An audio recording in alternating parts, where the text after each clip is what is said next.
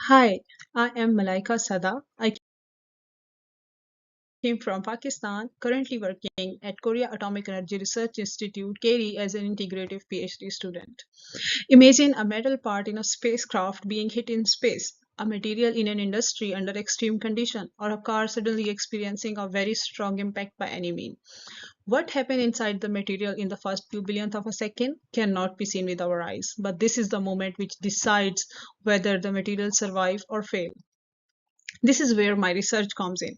I study laser-induced shock wave using a diagnostic system called a YWS.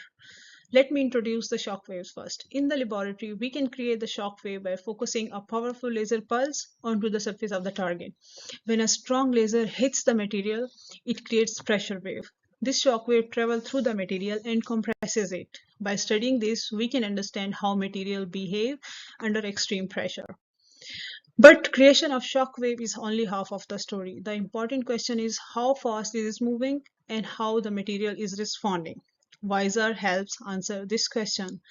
To study the shock wave, I use an optical diagnostic method called a WISER velocity interferometer system for any reflector. It is an optical interferometer based measurement system that uses light to measure how fast the surface of the material moves during a shock wave. The use of laser light along with high precision camera is important because the event is extremely fast and short time.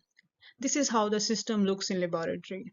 From this, we can calculate shock velocity and other parameters that helps us understand how the material behave under extreme pressure. This matter because the materials are the foundation of almost every technology. Aircraft, satellites, vehicles, protective structures of power plants, and the future fusion energy system all depend on the material that must survive difficult conditions. This research helps in many areas, including industry and academics. It gives us real experimental data about material behavior. This data helps scientists and engineers improve simulation, design stronger material, and predict failure before it happens in real system. It is non-destructive, fast, and less expensive method to design, develop, and test the materials.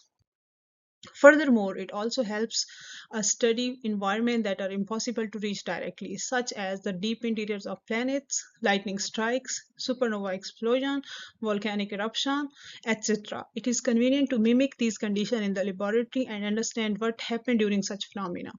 By using WISER and laser-induced shockwave, we can support safer engineering, better material design, fusion energy research, and deeper understanding of extreme physical environments.